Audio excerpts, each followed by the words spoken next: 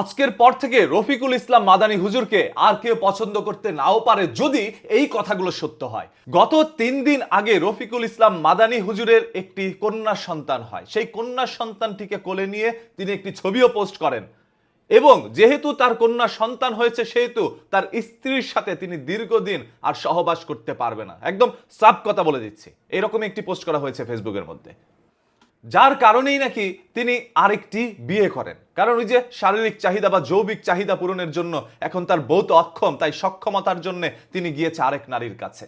তবে রফিকুল ইসলাম মাদানী একবারও চিন্তা করে দেখে নাই একজন নারী যখন গর্ভবতী হয় তখন তার স্বামী হচ্ছে তার একমাত্র হাতিয়ার। তখন ওই স্ত্রী সব থেকে বেশি সাহস পায় যদি স্বামী তার পাশে এসে হাতটি ধরে দাঁড়ায়। স্ত্রী যখন গর্ভবতী হলেন তখন থেকে তিনি চিন্তা করা শুরু করলেন তিনি আরেকটি বিয়ে করবেন। স্ত্রী যখন মা হয়ে গেলেন তখন তিনি চলে গেলেন আরেকটি বিয়ে করতে এবং ফেসবুকে পোস্ট করে দিলেন, গুনার হাত থেকে বাঁচার জন্যই আমি আরেকটি বিয়ে করার সিদ্ধান্ত নিয়েছি। যেখানে স্ত্রী অসুস্থ সেখানে স্বামী স্ত্রীর পাশে বসে থাকবে, এইটাই হচ্ছে তার দায়িত্ব। স্ত্রীর কি লাগবে না লাগবে সেদিকে খেয়াল রাখা, কিন্তু সেটা না করে যৌবিক চাহিদা মানে শারীরিক যে চাহিদা আছে এইটা মেটানোর জন্য তিনি আরেকটি বিয়ে করার সিদ্ধান্ত নিলেন। এইটা আসলে প্রত্যেকটা মানুষকে অনুভূতিতে আরো একবার আঘাত করেছে। দেখেন, ইসলামে আছে যে হ্যাঁ আপনি 4টা বিয়ে করতে পারবেন, তবে সেইখানেও কিন্তু শর্ত আছে। আপনি কেমন নারীকে বিয়ে করতে পারবেন, কেন বিয়ে করতে পারবেন? আপনি সেরকম নারীকে বিয়ে করতে পারবেন যারা বিধবা হয়ে গিয়েছে, যাদের এই পৃথিবীতে কেউ নাই, তারা অসহায়, সেরকম নারীদেরকে এনে আপনি বিয়ে করেন, তাদেরকে ঠাঁই দেন। তবে সেটা আপনি করেন নাই। আপনার বউ যখন অসুস্থ হয়ে পড়লেন, যখন আপনি আপনার বউর কাছে যেতে পারবেন না, তখন আপনি আরেকটা বিয়ে করার সিদ্ধান্ত নিয়েছেন ওই যে শয়তানের হাত থেকে বাঁচার জন্য। মানে আপনারা অনেক পারেন ভাই, এটার প্রমাণ করতে চাইছেন।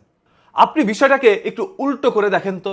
আজ যদি রফিকুল ইসলাম মাদানী হুজুর অসুস্থ হতো এবং তার বউ যখন তার শরীরের চাহিদা মেটাইতে না পারতো স্বামীকে দিয়ে, কারণ স্বামী অসুস্থ, লড়াচড়াই করতে পারে না, তখন তিনি যদি আরেক জায়গায় গিয়ে একটা বিয়ে করতো, তাহলে আপনি কি সেটা মেনে নিতেন? আপনার কাছে কি সেটা ভালো লাগতো? কেমন লাগতো একটু ফিল করে দেখেন তো। কিন্তু সেইখানে আপনি আপনার স্ত্রীকে এরকম একটা অবস্থায় রেখে কিভাবে বিয়েটা করলেন আমার মাথায় ঢুকতেছে না। যখন আমি ফেসবুকের মধ্যে পোস্টটা দেখলাম তখন আমার কাছে খুবই কেমন ভিতর থেকে যেন একটা কান্না চলে আসতেছিল যে একজন মানুষ অসুস্থ, সে তো আপনাকে ভালোবাসে, একজন ভালো মানুষকে রেখে আপনি গিয়েছেন আরেকটি বিয়ে করতে, কারণ একটাই, গুনার হাত থেকে বাঁচার জন্য। মানে আপনার প্রতিদিনই লাগে, না হলে আপনার হয় না। অনেক শব্দগুলো না আমি এখানে বলতে পারছি না। এখন অনেকে বলতে পারেন হুজুর মানুষ করছে ভাই, আপনি কেন অপবাদ দিচ্ছেন? হুজুর মানুষ করুক, আমার কোনো সমস্যা নেই। আপনার মন চাইলে আপনিও করেন না 10টা বিয়া। আপনার যখন এতই সাহস, তাহলে সংসারে আপনার ওয়াইফকে গিয়ে বলেন, আপনার মা বাবাকে বলেন যে আমার একটা বউ দিয়ে হয় না, আরো লাগবে, আমার যৌবিক চাহিদা মিটাইতে হবে। সরাসরি বলেন দেখি আপনার কত বড় সাহস আছে। আপনি তো সেটা পারবেন না। এখানে যদি এমন হইতো যে আপনার বউ ভালো না, আপনার বউ পরপুরুষের সাথে যায়, আপনার বউ ভালো না, আপনার সাথে ঝগড়াঝাটি করে, আপনার বাবা মার সাথে ঝগড়াঝাটি করে, অনেকগুলো কারণ দেখায় আপনি একটা বিয়ে করতে পারতেন। তবে সেটা না। আপনাদের সংসার মধ্যে সুখ শান্তি আছে, আপনি যা বলছেন আপনার ওয়াইফ তাই করছে, তারপরেও কি আপনি বিয়ে করছেন আপনার যৌবিক চাহিদা মেটানোর জন্য? এখন আপনারা যারা পছন্দ করে তারা আজকে থেকে হয়তো অনেকেই করবে না।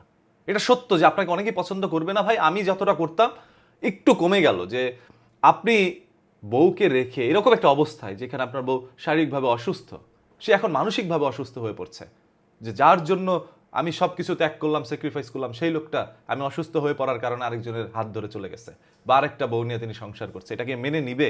মেনে নেওয়ার কথাও না।